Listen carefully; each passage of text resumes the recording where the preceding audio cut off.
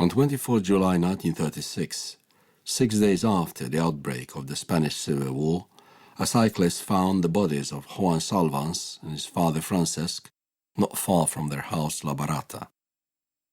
They were killed by an anarchist called Pedro el Cruel.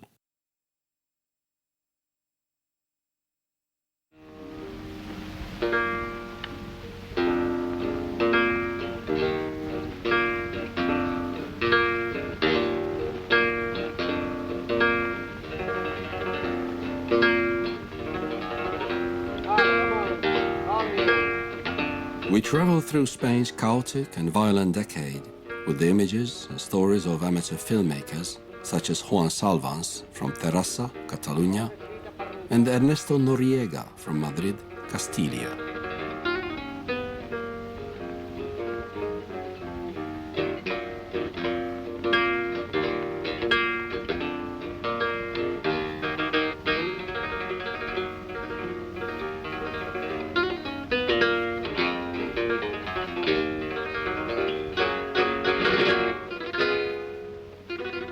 Spain had always been a country of extremes, extreme poverty and extreme wealth in the hands of a few, a church conservative in the extreme, and an army conservative in the extreme. The time of Joan and Ernesto saw an unprecedented vitality of the Spanish spirit, but also an unpredictably sharp conflict between old and new, developed north and feudal south.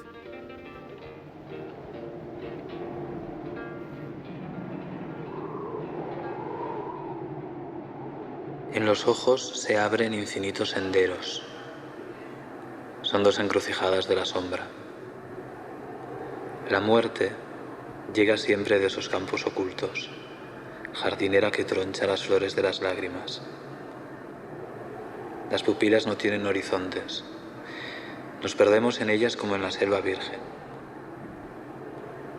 Al castillo de irás y no volverás, se va por el camino que comienza en el iris.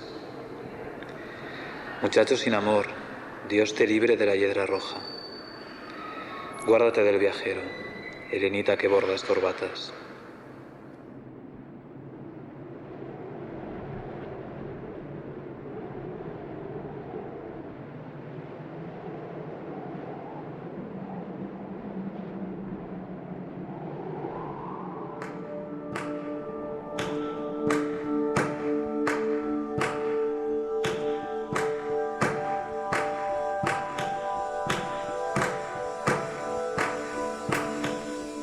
Joan Salvans and his eldest brother were board members of the family business Safil Limited.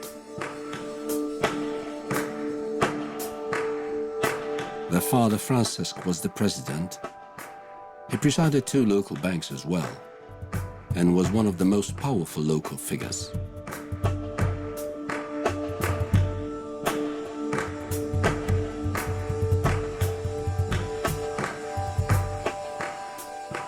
The Salvans lived in Terrassa, close to Barcelona. They were one of the most successful wool manufacturers in Spain, with several factories in Catalunya and with more than 3,000 workers in Terrassa. They were the object of admiration, but also of hatred. Like all Catalan industrialists, they had to cope with constant social unrest and strikes in their factories, organized by the anarchist and socialist trade unions.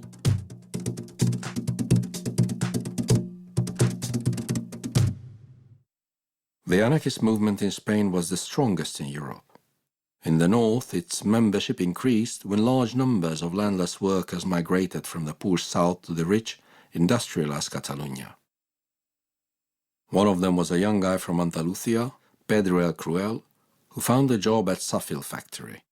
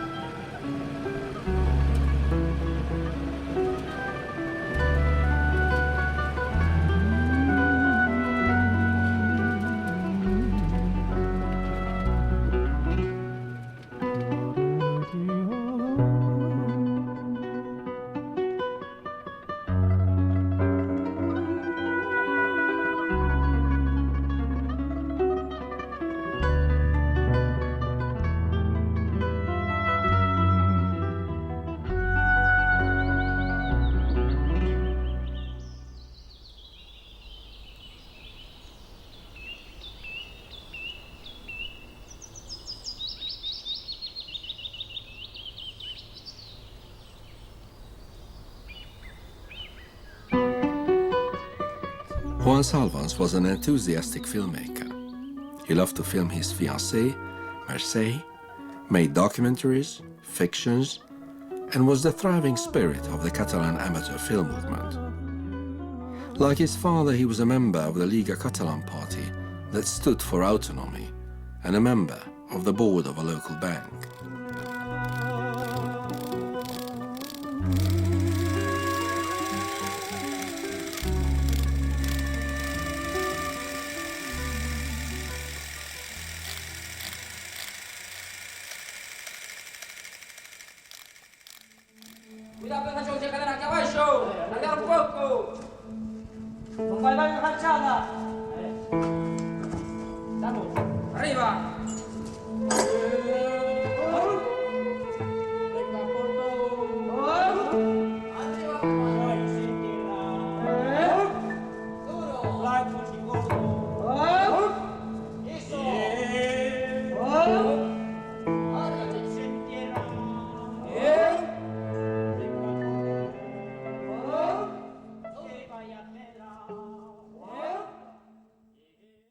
Cuidado y al vuestro, a vuestra responsabilidad y a la nuestra dirigir. Si quisieran resistirse o entorpecerla, os digo, como dije en el manifiesto del 13 de septiembre de 1923, salvar a una patria es siempre labor de masculinidad, en el sentido de fortaleza de corazón, en el sentido de fortaleza de sentimientos, en el sentido de temperamentos adecuados, y en ese sentido de temperamentos adecuados, de ser los ideales, de perseverancia en las conductas, Short report of a crime. Tulu Buñuel and Salvador Dali. In the suburbs of Madrid, a dog discovers a fetus of a girl and eats part of her skull.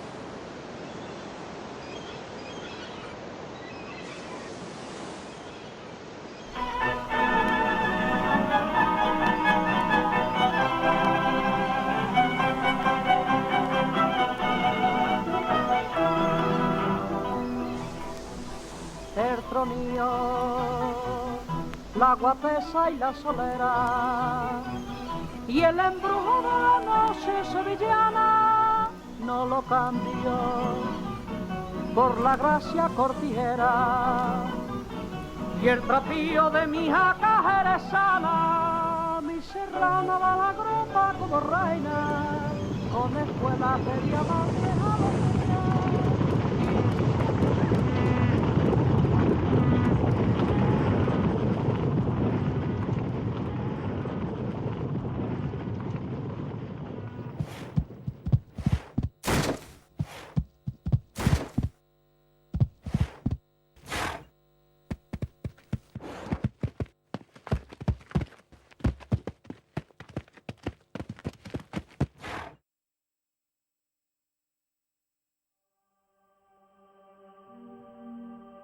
The employers tried to crush the powerful anarchist trade union, and hundreds fell victim to assassinations and counter-assassinations by right-wing pistoleros gangs and their opponents, militant anarchists.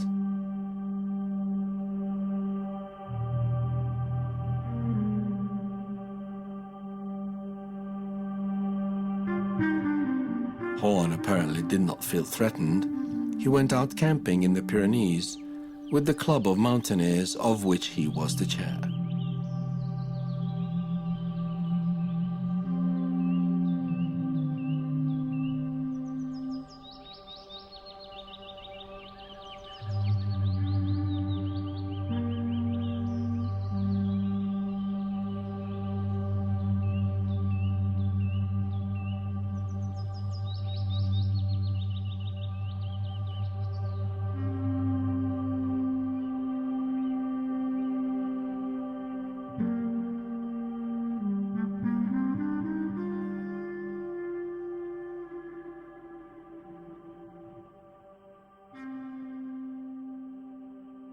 In July, a double wedding took place on La Barata.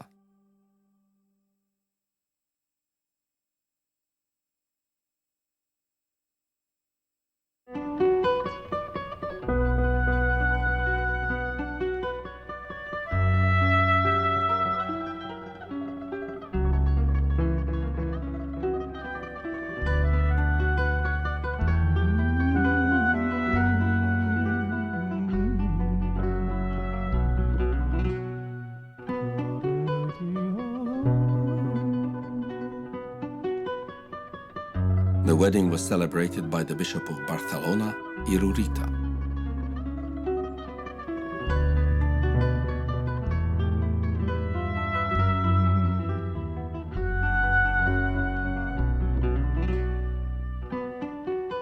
Joan married Marseille, and his brother Francis Jr. married Montserrat, while Republicans met in San Sebastian with the aim to overthrow the monarchy.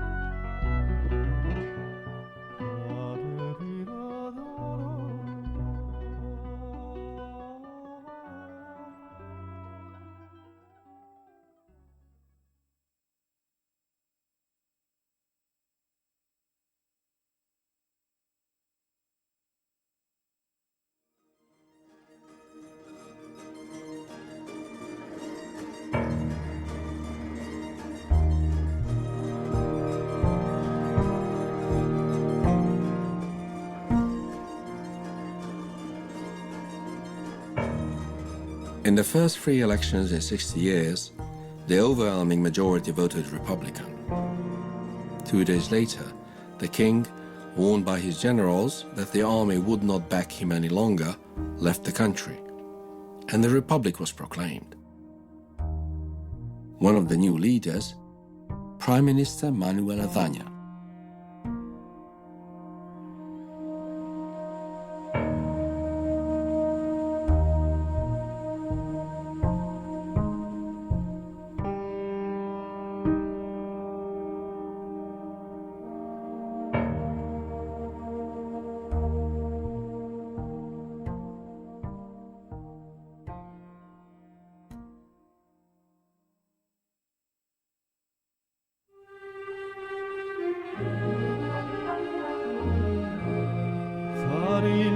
The youngest general in Spain, the 33-year-old Francisco Franco.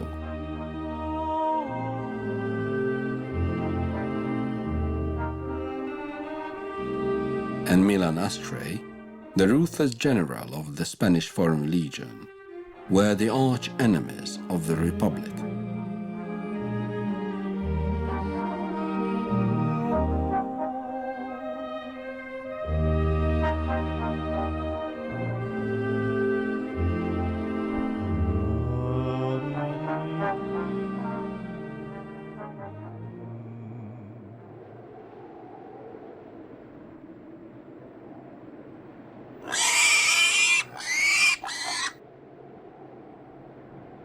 The landless peasants hated the bourgeoisie because they treated them like animals.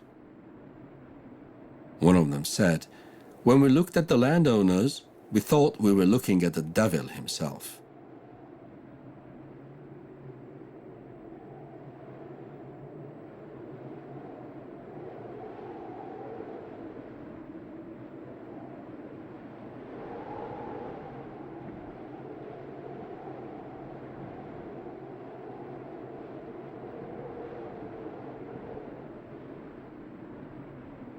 Within a few weeks, the first Republican government announced an army reform, an agrarian reform, the separation of church and state, banned religious orders from teaching, and introduced divorce, causing shock and alarm among members of the church, the army, and the right-wing conservatives.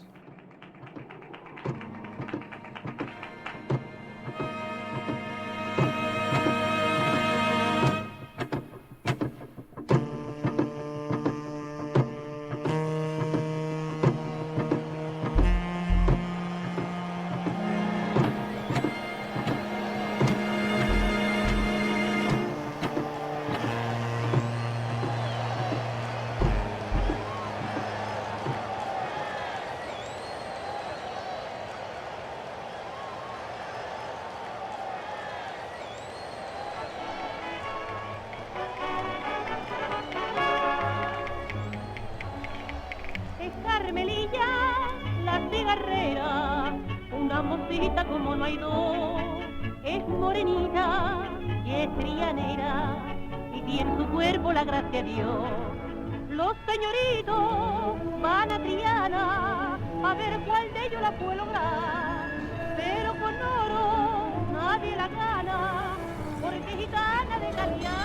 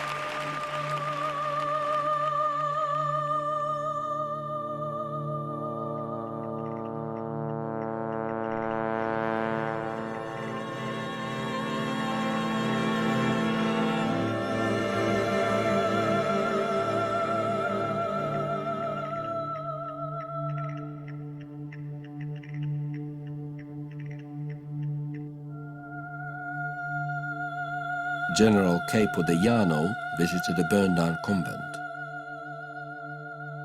In the previous 100 years, rebellious crowds burned down churches almost every 30 years. The same thing happened in Madrid after a monarchist meeting. A number of convents were set on fire, and the arson attack spread southwards to Malaga and Seville.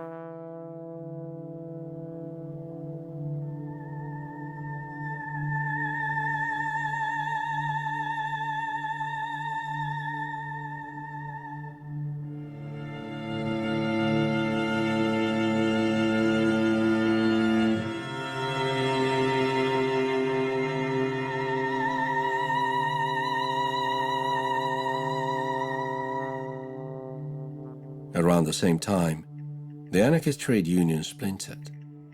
The majority of the members wanted to achieve better conditions for the workers in a non-violent way. A minority claimed that this could be only achieved by violent means.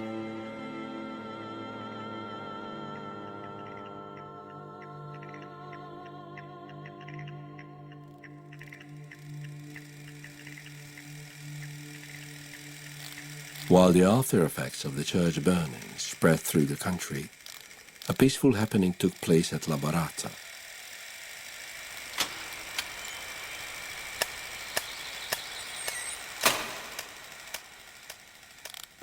On June the 4th, the first child of Joan and Mercè, little Mercè, was born.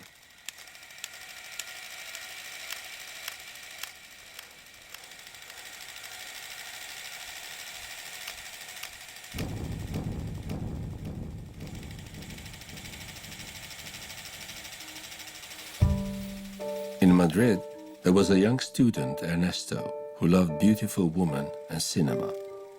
In his free time, he devoted himself to filming and joined the amateur film club.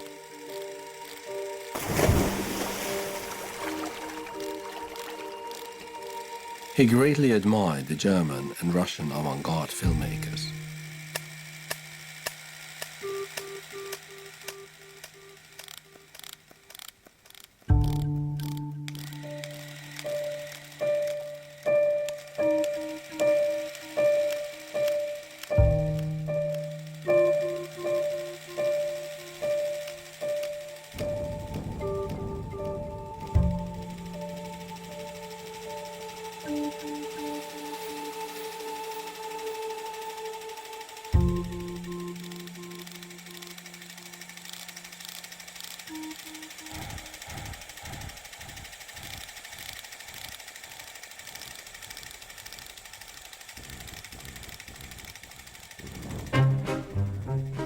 Sevilla tiene una plaza y Granada dos toreros y Granada dos toreros.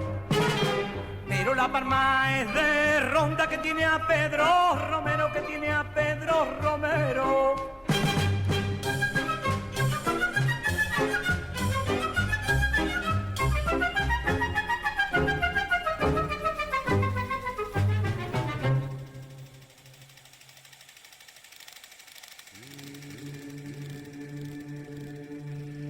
After the land reform, the land was so poor we had that when we calculated how much work we would have to put into it for the small return we would get, we realized we were wasting our time.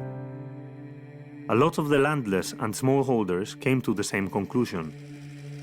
Without tools, seed, or credit, agrarian reform was useless.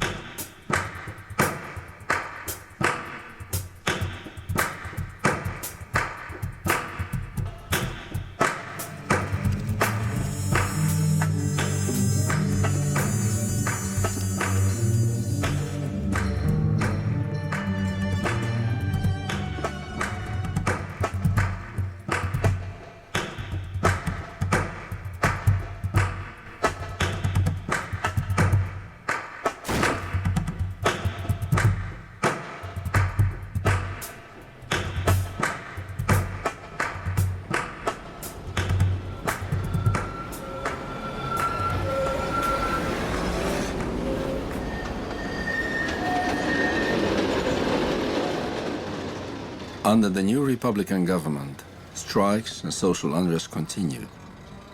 The situation was tense in Barcelona and Terrassa. Safi's managers were fed up with the strikes and the anarchists. This probably explains why Francesc Salvans became active in the Lliga Catalan party. His slogan was, "I will save Terrassa from the Reds."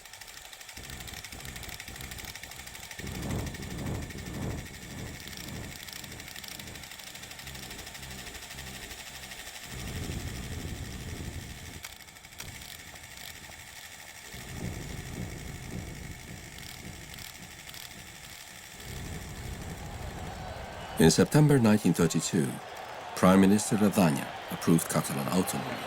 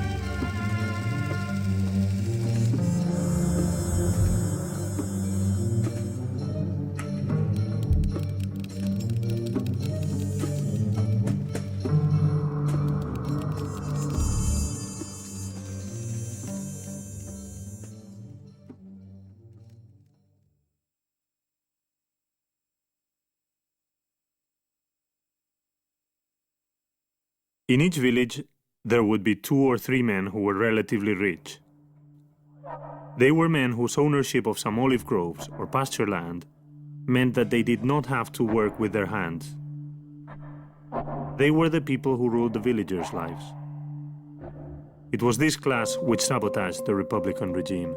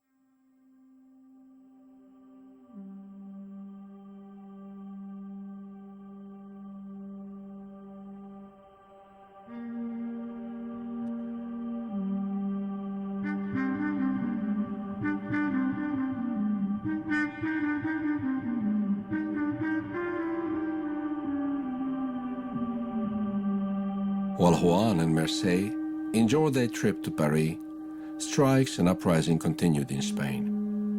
In February, the right-wing Catholic party, CEDA, was formed, and later that year, the fascist Falange Española.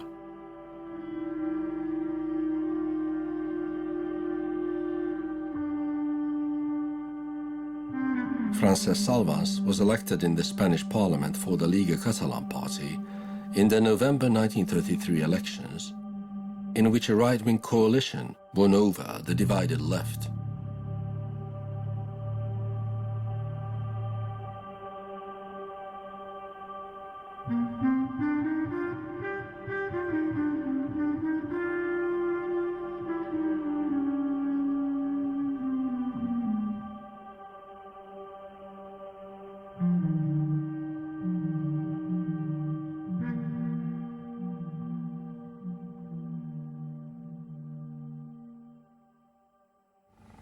The movement we are initiating in Spain is not a copy of any foreign movement. It has learned from fascism what fascism has of the idea of unity, authority, and substitution of the struggles among classes by the idea of cooperation. But it will produce in Spain the specific results that may be expected in a country of such a long and glorious history and such a deep personality as our own country is.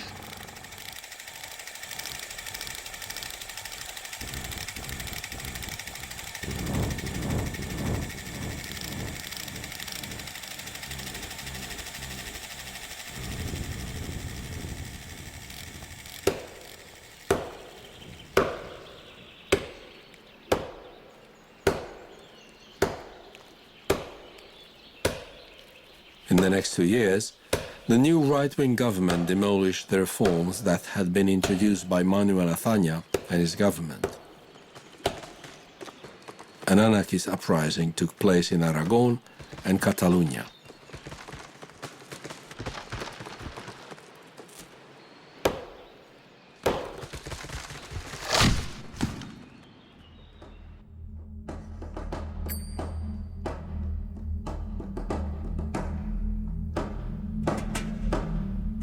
Unemployment was high, and the workers' trade unions realized that it was impossible to carry out socialist tasks within the bourgeois democracy, and radicalized further on.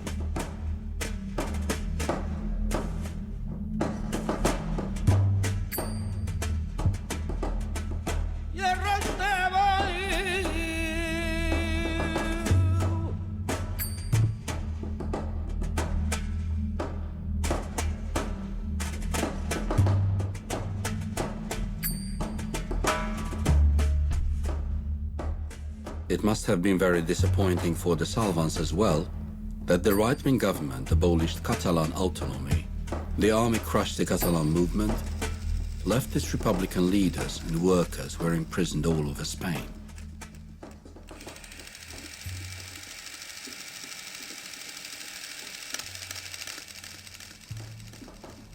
In Asturias, a socialist-led miners' revolution was crushed by the army, led by General Franco. About 2,000 men died or were executed.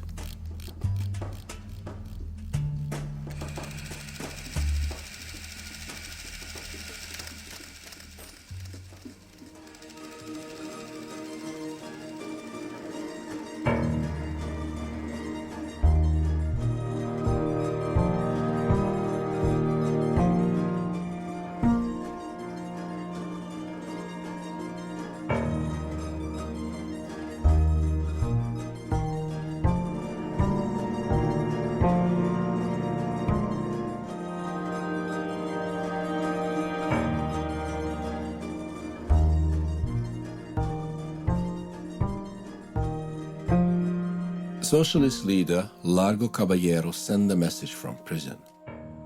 We will win at least 265 seats in Parliament. The whole existing order will be overturned. Azaña will play Kerensky and me Lenin. A union of Iberian Soviet republics, that is our aim. Lenin's prophecy will come true. I shall be the second Lenin.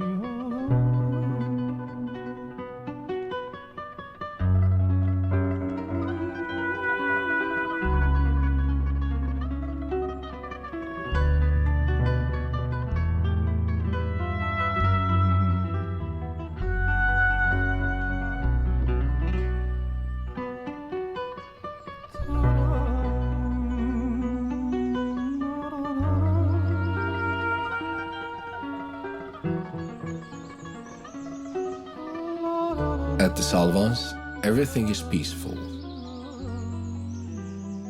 And little Mercedes turned 4 years old.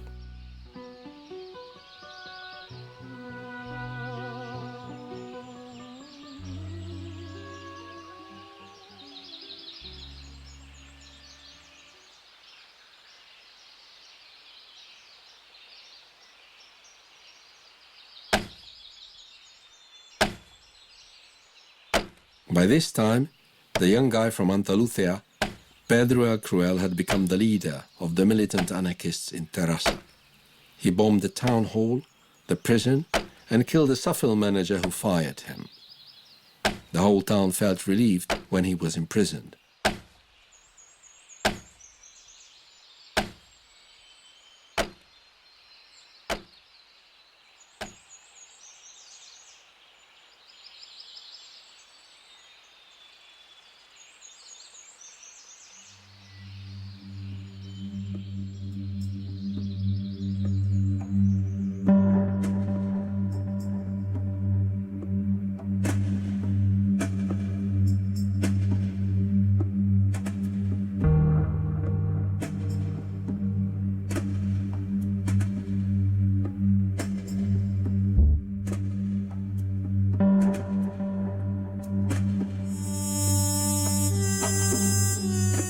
The Salvans are celebrating New Year's Eve at La Barata.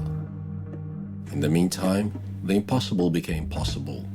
Left-wing parties as remote as Republicans, Socialists, Communists and Trotskyists signed the Popular Front Pact.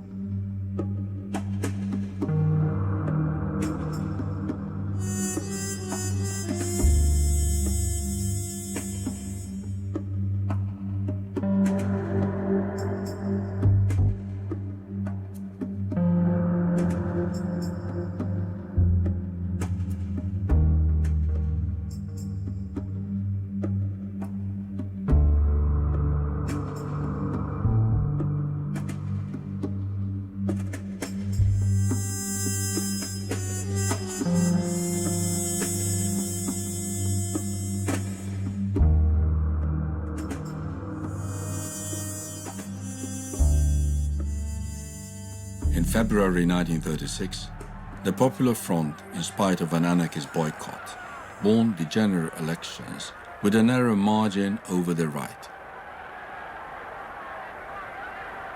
Manuel Azaña formed the government again and was later elected as President of Spain.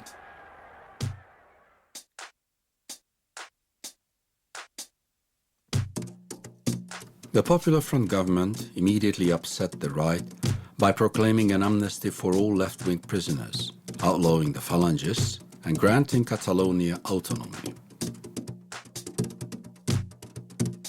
In reaction, the wealthy smuggled vast sums of money out of the country, and the economy collapsed.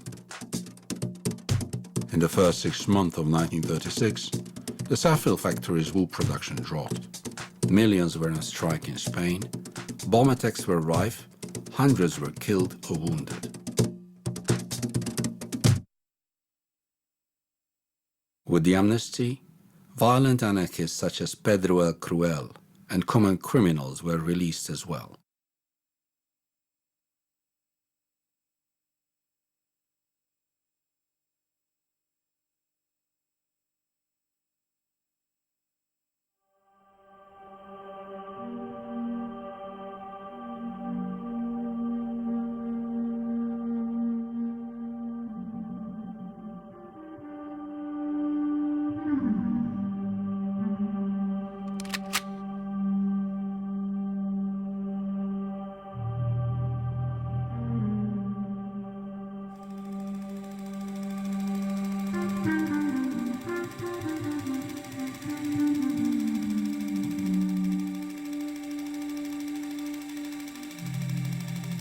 We were camping in the Gredos Mountains. When we went to the village one morning to buy bread, we heard that a military uprising had broken out in Spain and that they were killing people in Madrid. Later, we heard a few men talking in the village pub about a politician who was encamped not far from us. We heard them say, "Let's go and get him." So on the way back, we warned him so he could escape.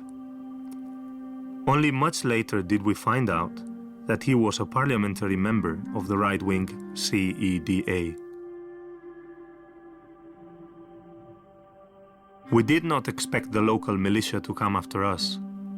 Suddenly we were the enemies of the Spanish Republic and taken at gunpoint to the Guardia Civil because we could not show any identity papers.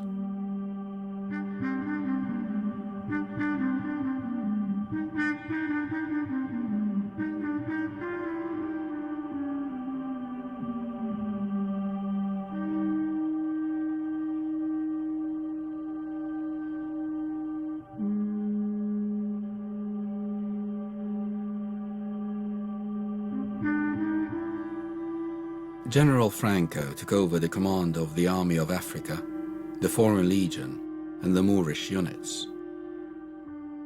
He ordered the execution of Republican officers, among them his own cousin, Major Bahamonte, and with Italian help set on to conquer southern Spain.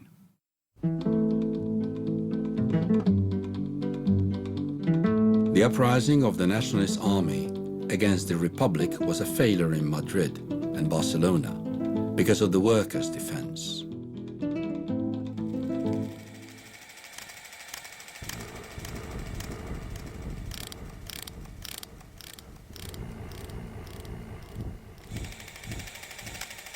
I have no idea why they did not confiscate my film camera. I kept it in a fur bag made by my mother. They took out our money and photo cameras, but not my film camera. I could film almost everything, although it was dangerous, because my film camera had a 3.5 lens, which is the same size as a barrel of a gun.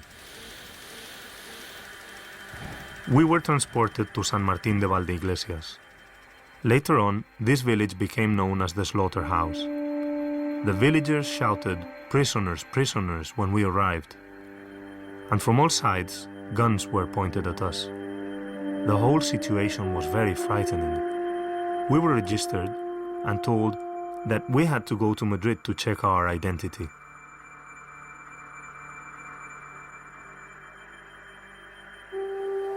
En los ojos se abren infinitos senderos.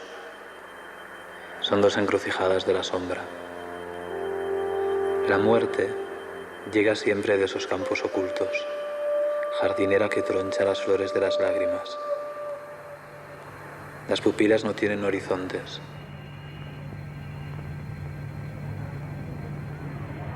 In Barcelona, most of the churches and convents were set on fire, except the cathedral. They dug up the nuns' corpses and displayed the skeletons and mummies. I found that quite amusing.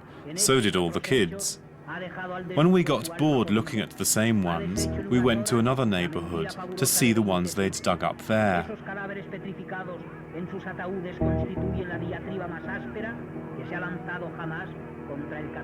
The middle classes usually feared the non-Catalan anarchists much more than the local ones because they were more violent. The anarchist trade union policy of admitting all and sundry to membership, the freeing of many common criminals along with political prisoners from jail, the danger of giving a man a pistol in one hand and a certificate in the other, made it impossible to ensure the revolutionary order which the anarchist leadership called for.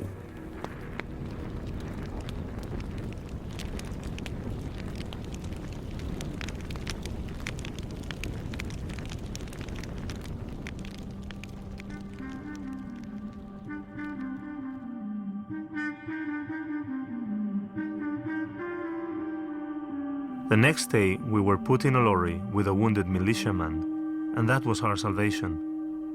We had to pass 7 villages along the way to Madrid, ruled by different committees, and our lorry was checked in all of them. In one of the villages, the militia wanted to shoot us. The comrade of the wounded militiaman saved us by saying that the delay would mean the death of his comrade.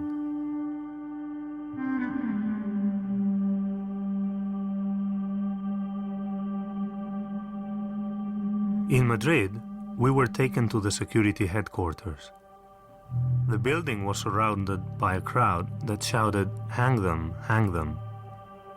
We were thrown in jail. The cells were full of nuns, priests, prostitutes, and homosexuals. They simply arrested everybody. Around nightfall, they unexpectedly started to let people free. Outside, guards were waiting to take released prisoners for a ride. My friends were waiting for me. I was able to jump in their car, and that saved my life, because later on, we heard that all the released prisoners were lynched nearby.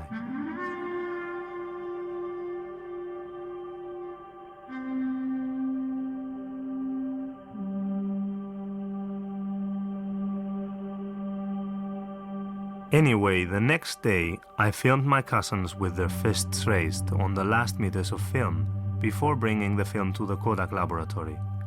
I had heard that it was controlled by the socialist trade union members.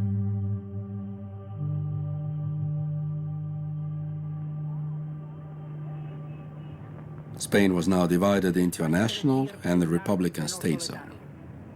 In the Republican state zone, workers' committees had taken the organization of local affairs into their own hands. George Orwell wrote the following after his arrival. Barcelona is startling and overwhelming. It is the first time that I am in a city where the working class is in the saddle. Practically every building is draped with red flags or with the red and black flag of the anarchists. Almost every church has been gutted and its images burnt. Every shop and cafe has an inscription that it has been collectivized. Waiters and shop walkers look you in the eyes and treat you as an equal. In outward appearance, it is a town in which the wealthy classes have practically ceased to exist. There is much in it that I do not understand. In some ways I do not even like it, but I recognized it immediately as a state of affairs worth fighting for.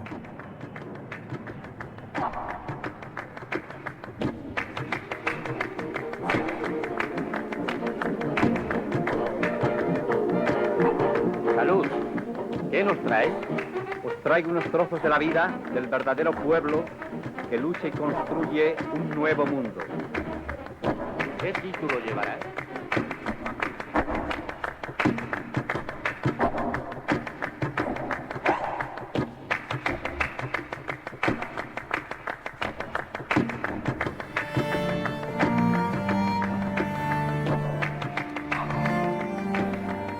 Like other industries, the Salvans factories were also collectivized by the workers.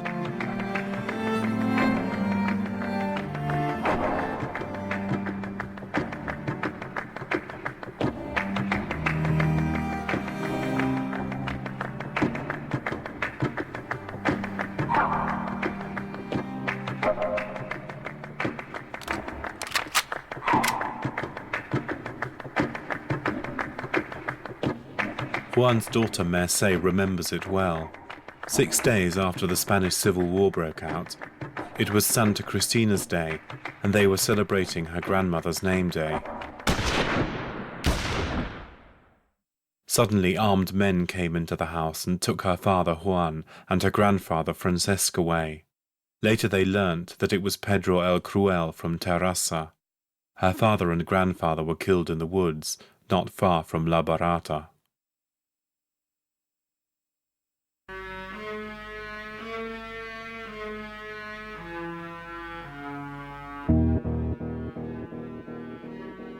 The idea that it was necessary to kill, to destroy in order to defend oneself was constantly expressed by the ordinary people on both sides.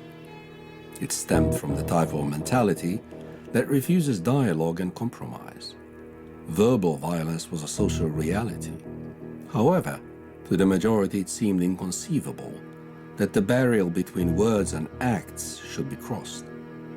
When a small minority did so, when things that had been said were actually done, a new situation arose.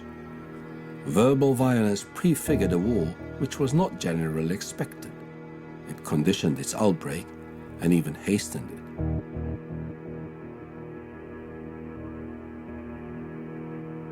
We didn't give a damn about the Republic, we were concerned about the revolution.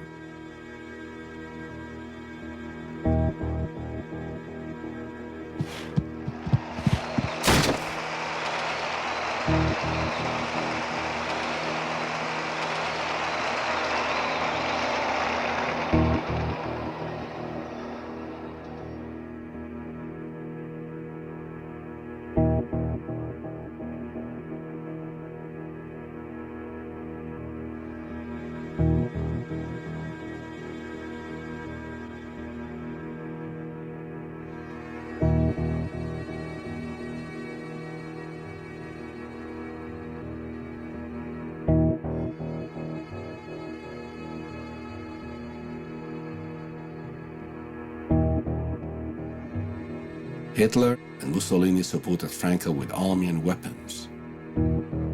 Soviet military aid and advisors influenced the Republican government. Enthusiastic volunteers from all around the world traveled to Spain to join the international brigades. We're over 40 men, Americans, Germans, Dutch, Italian, Czech, Hungarian and Danes. We marched all night over the Pyrenees. We're going to fight fascism and help our Spanish brothers to defend their rights.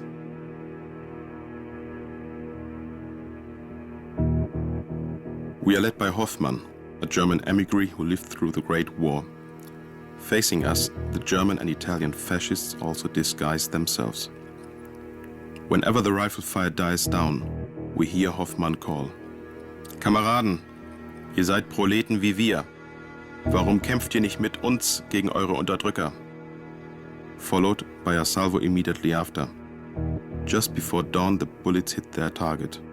The voice of Hoffmann falls silent. Yet another anti-fascist fighter takes it up.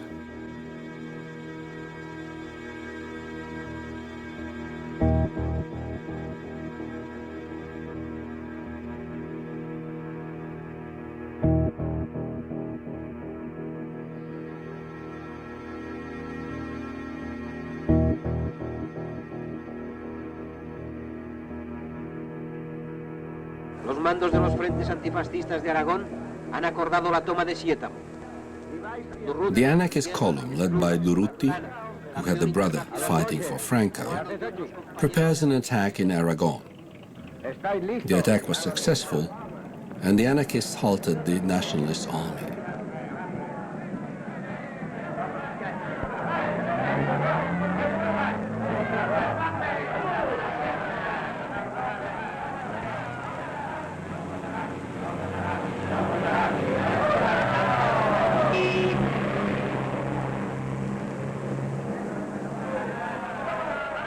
All of us had a tremendous urge to participate. We were overthrowing capitalist values. It was incredible, the proven practice of what one knows in revolutionary theory.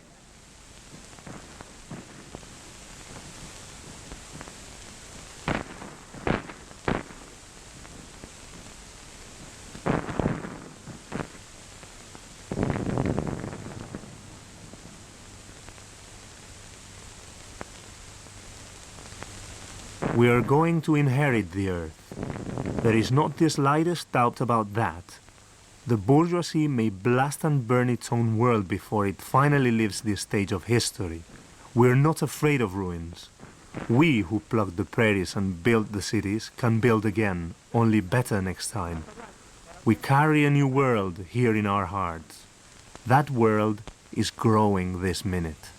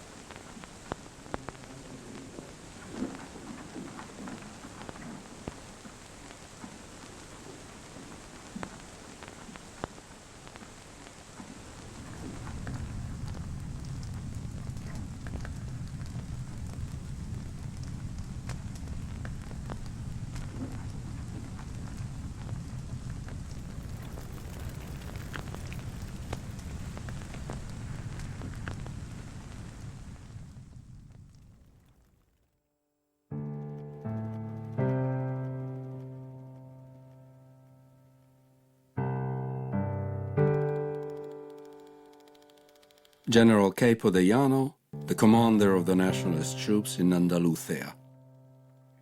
In various villages of which I have heard, right-wing people are being held prisoner and threatened with barbarous fates. For every person killed, I shall kill 10, and perhaps even exceed this proportion. The leaders of these village movements may believe they can flee. They are wrong. Even if they hide beneath the earth, I shall dig them out. Even if they are already dead, I shall kill them again. Commander von Richthofen and his Nazi Condor Legion airplanes arrived to Sevilla. Met General Capo del Llano, good-looking, dignified, twiddling cavalier. In the harbor lies a ship which is used as a prison, on which they shoot 30 prisoners on a daily basis. Very convincing when you're fighting against ideas.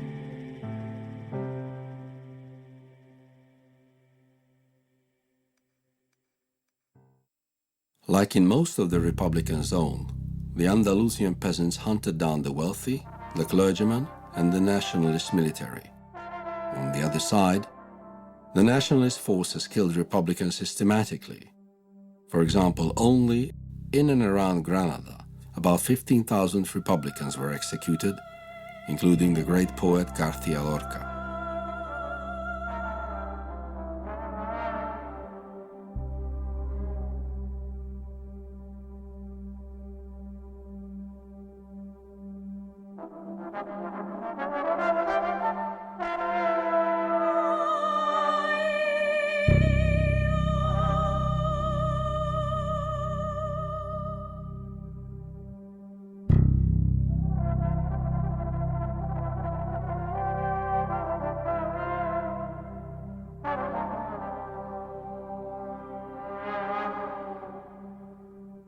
In Madrid as a student, I joined the anarchist trade union, and I was called up in March 1937, but did not show up for 9 months.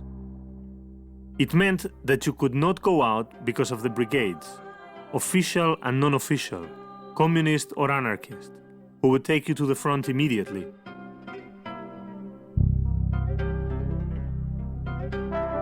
In Madrid, you could not find any food, so we read each other recipes like lobster or cardinal.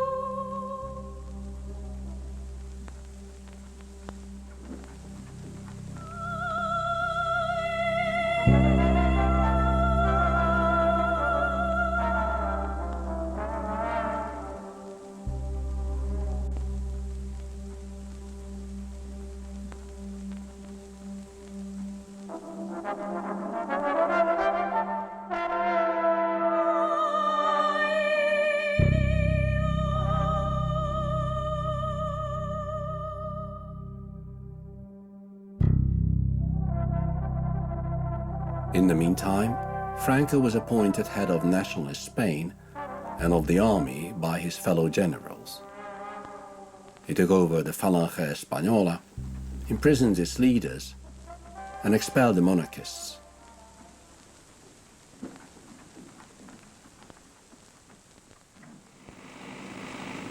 ¿Quieres decirle algo a los niños alemanes? ¿Pero qué les digo? Lo que quieras. Pido a Dios que todos los niños del mundo no conozcan los sufrimientos y las tristezas que tienen los niños que están aún en poder de los enemigos de mi patria.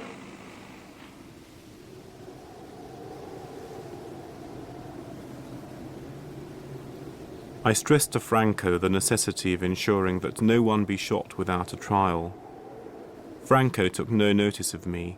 He knew very well what was happening but didn't give a damn. He was well known in the Foreign Legion for his cold cruelty.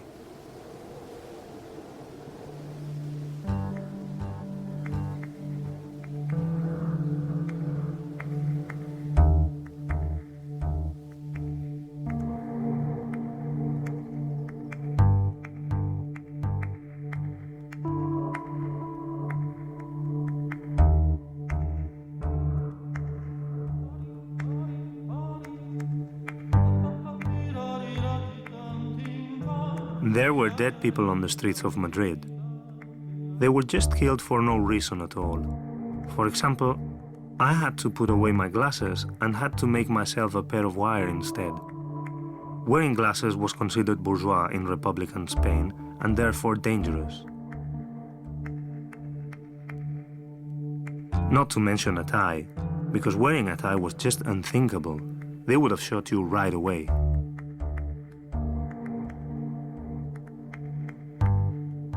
October 26th, 1936. Anarchist leader Durruti wounded and dies in the Madrid battle. The same day, José Antonio Primo de Rivera, Falangist leader, executed in the Republican Alicante prison.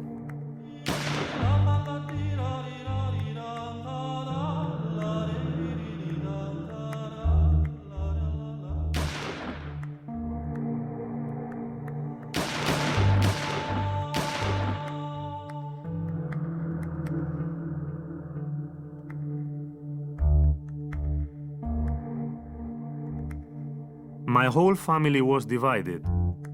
The war was being fought among my own brothers. My eldest brother, José, was a doctor and a man of liberal beliefs who never took active part in politics and probably voted left Republican.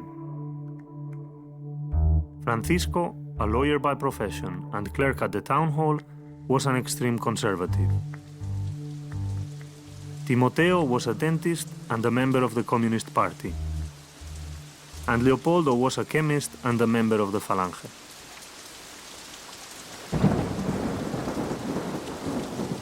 In November 1936, the nationalist troops and the Nazi Condor Legion began the siege of Madrid that lasted nearly 3 years. Afraid that the city would fall, the Republican government escaped to Valencia.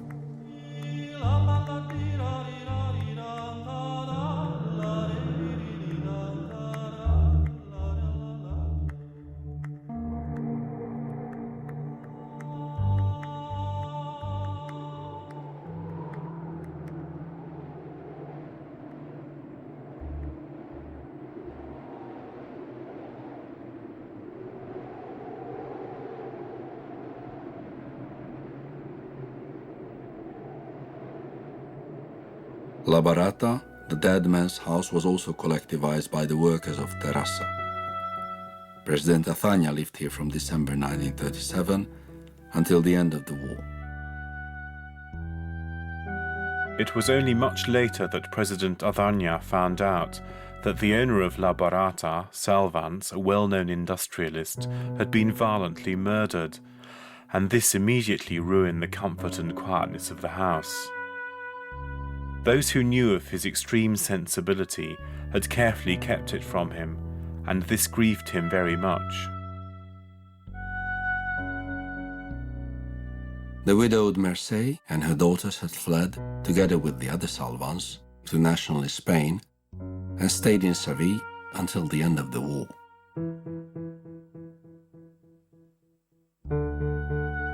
On 4th of May, fighting broke out in Republican Barcelona. On 6th of May, communist death squads assassinated a number of prominent anarchists and Trotskyists in their homes and gradually took control of Barcelona. These events severely damaged the reputation of the Republican government.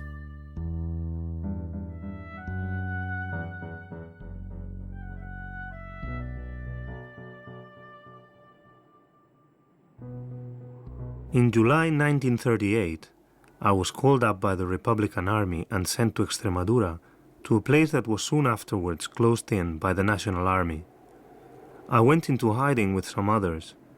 Like everybody, we went out onto the streets after the place was captured on the 25th to congratulate each other. But as luck would have it, we were soon taken prisoner. I was sent to a concentration camp in Mérida, where about 60,000 prisoners were kept.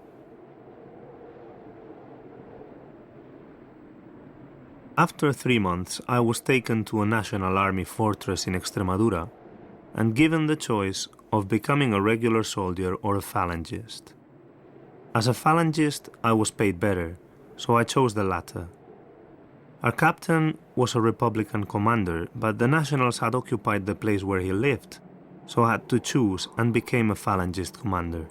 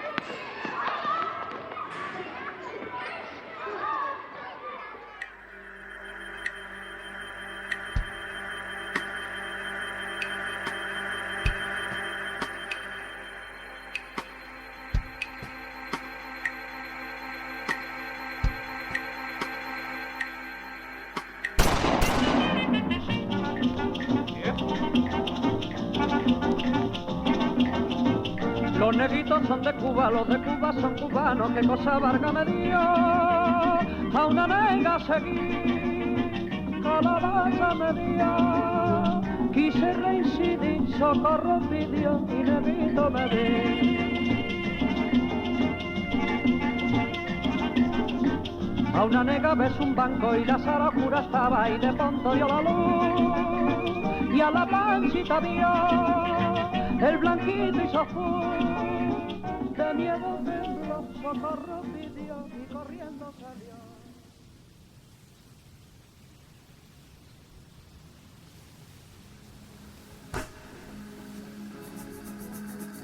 Clearly, I was lucky. I could stay out of the war in a way.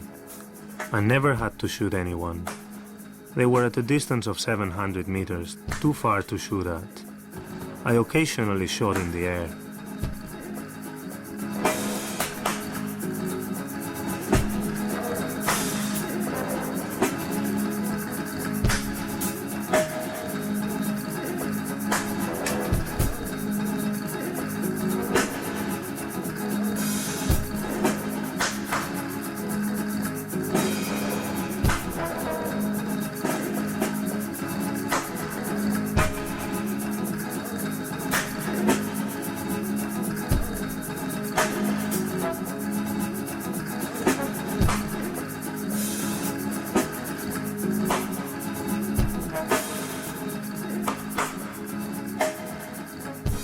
A week now since we were surrounded above Batea.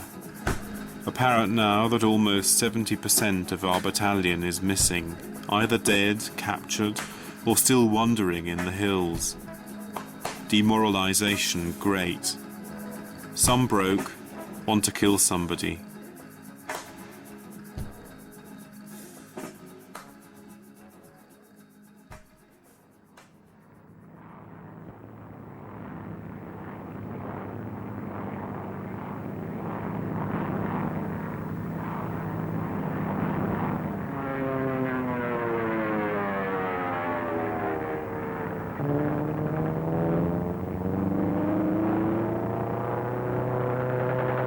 Fear among the ranks. Men who have experienced avian attacks show greatest demoralization.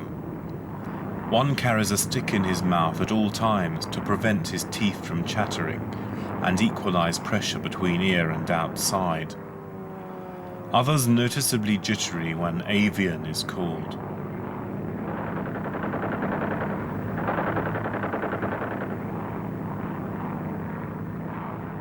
At Brunette, 17 Red battalions, approximately 10,000 men, were standing ready in a small valley when our bombs started dropping. disappearing battalions, exploding tanks and ammunition. It did not help that the tanks and horsemen started firing on their own men. All Red counterattacks were repelled. Brunette is in our hands. Lots of dead Reds. What a stench with this heat. The land is covered with destroyed Red tanks.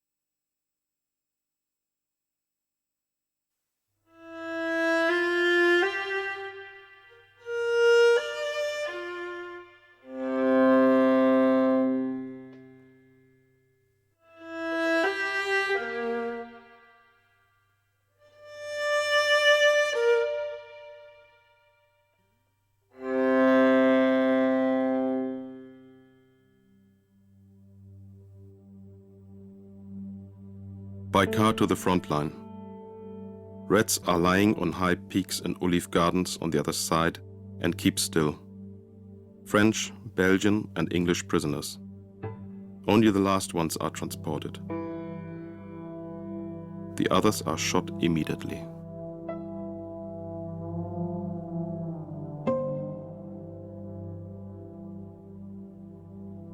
Tomorrow, the last brigade fiesta and farewell. Noticeable these days the breach, ever widening, between Spanish and international volunteers. Meantime, events in Europe seem rushing to a catastrophic conclusion. We sit here and go batty for fear that we will not leave before a general war breaks out.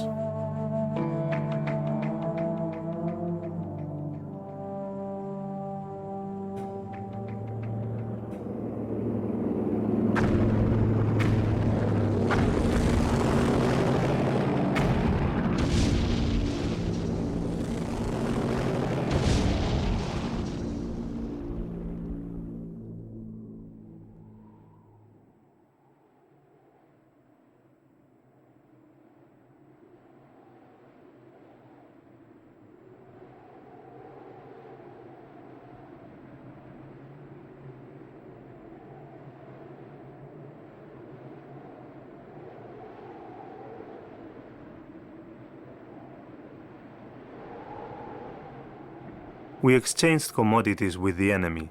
We had tobacco and the Reds had rolling paper. We also gave them canned food because we had lots of it and they had nothing. It happened everywhere along the front at the end of 1938. God knows why it lasted so long.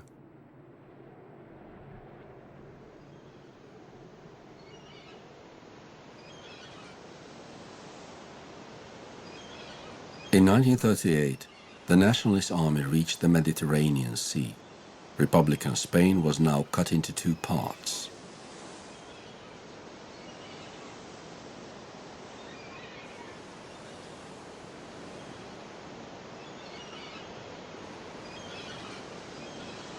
In February, Republican Barcelona fell. President Azanya left La Barata for France. Mercedes, her daughters, and the other Salvans returned from Seville. 1 month later, Franco's army occupied the last Republican stronghold, Madrid.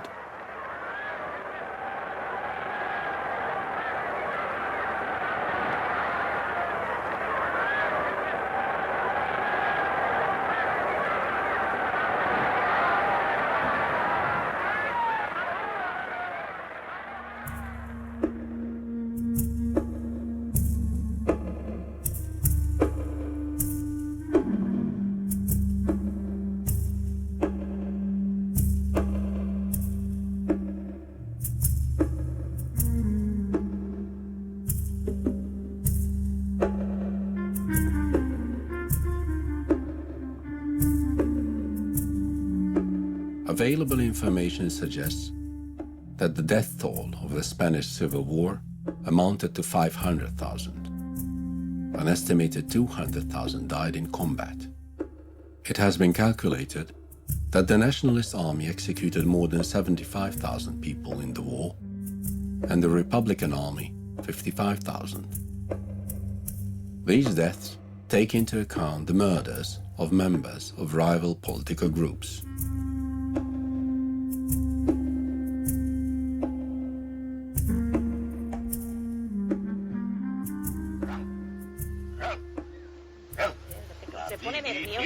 Del campesino que en la lucha se distinguió, siempre tan presto con sus fusiles y aniquilando al invasor.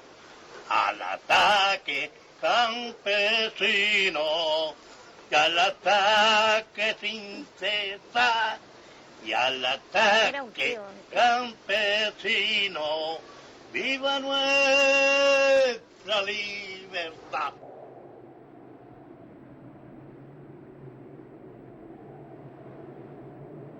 In 1939, about 300,000 Republicans left Franco's Spain. After the war, it is believed that the government of General Francisco Franco executed more than 100,000 Republican prisoners. It is estimated that a further 35,000 Republicans died in concentration camps in the years that followed the war.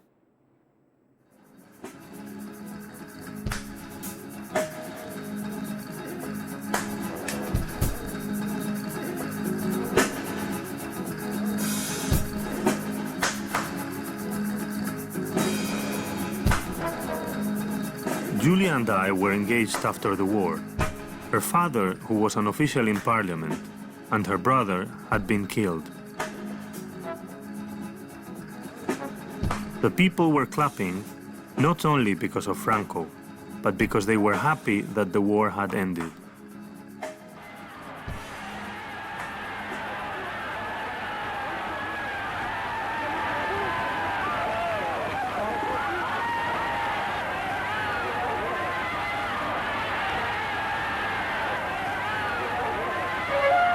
El desfile de la victoria.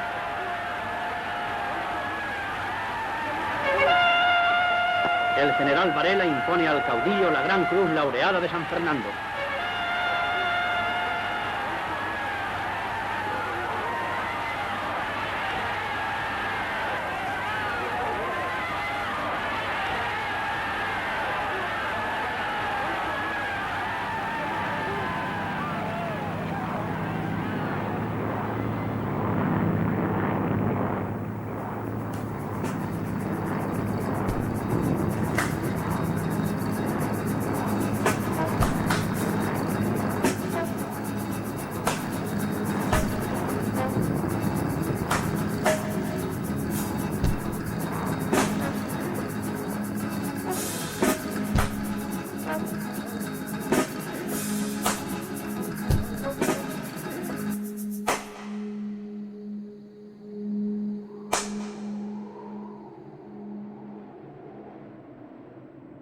Only a few months later, in September 1939, Hitler, and later Stalin, attacked Poland.